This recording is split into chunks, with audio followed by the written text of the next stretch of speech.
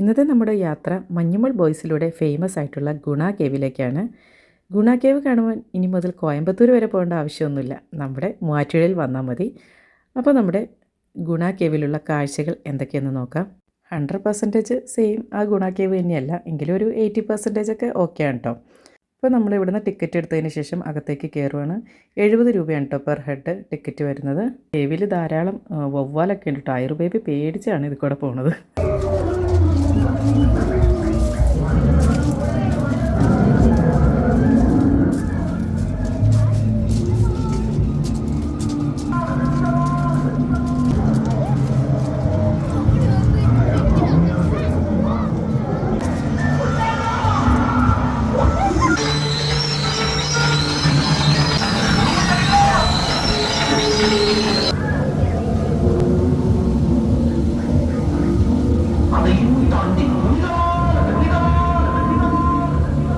അപ്പോൾ ഗുഹയിൽ നിന്ന് ഇറങ്ങിയിട്ട് നമ്മളൊരു ഓപ്പൺ സ്പേസിലായിട്ട് എത്തിയിട്ടുണ്ട്. ഇവിടെ ഫോട്ടോഷൂട്ടിനൊക്കെ പറ്റിയ സജ്ജീകരണങ്ങളൊക്കെ ചെയ്തിട്ടുണ്ട് കേട്ടോ.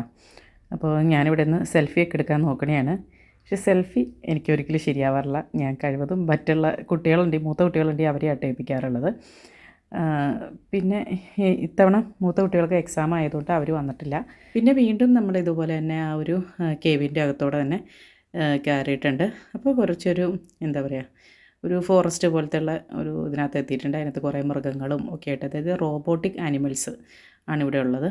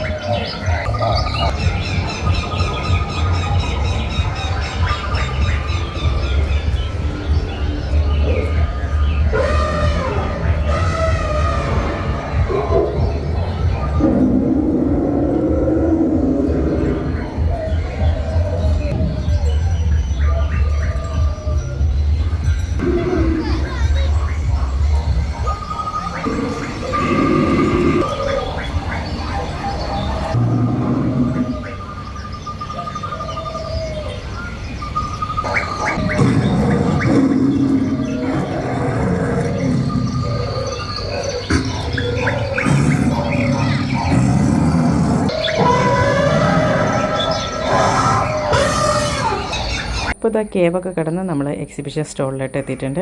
ഇവിടെ കുട്ടികൾക്ക് പറ്റിയ ഒരുപാട് ഐറ്റംസ് ഉണ്ട് കേട്ടോ. പേപ്പർ സോപ്പില്ലേ, ഇപ്പോൾ അതൊരു ട്രെൻഡാണല്ലോ പേപ്പർ സോപ്പ്.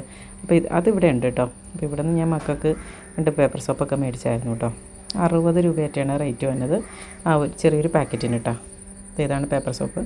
പിന്നെ മാജിക് ബുക്ക് നമ്മുടെ കുഞ്ഞുവിന് വേണ്ടി മേടിച്ചായിരുന്നു കേട്ടോ. അതായത് നമുക്ക് എന്താ സ്കെച്ച് പെൻ കൊണ്ട് എഴുതിയിട്ട് പിന്നെ അത് മാച്ച് കളയാൻ പറ്റും. സാധാരണ ബുക്കിലൊന്നും അതിന് മാച്ച് കളയാൻ പറ്റില്ലല്ലോ.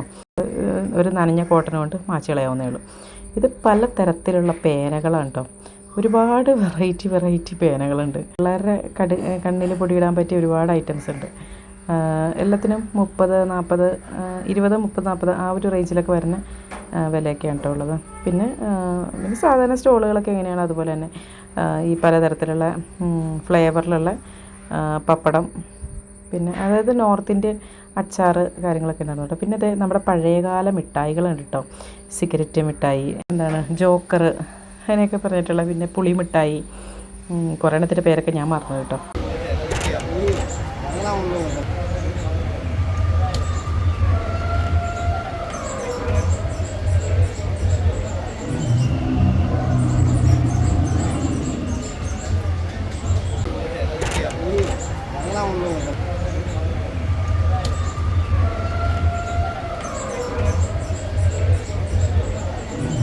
പിന്നെ ഇതാ നേരെ ചെല്ലണത് ഫുഡ് കോർട്ടിലായിട്ടാണ്. പാനിപൂരി, അതുപോലെ പാവ് ബജി, പിന്നെ ഐസ്ക്രീംസ്, പിന്നെ പലതരത്തിലുള്ള ബജികൾ, അങ്ങനെ എല്ലാം അവൈലബിൾ ആണ് കേട്ടോ.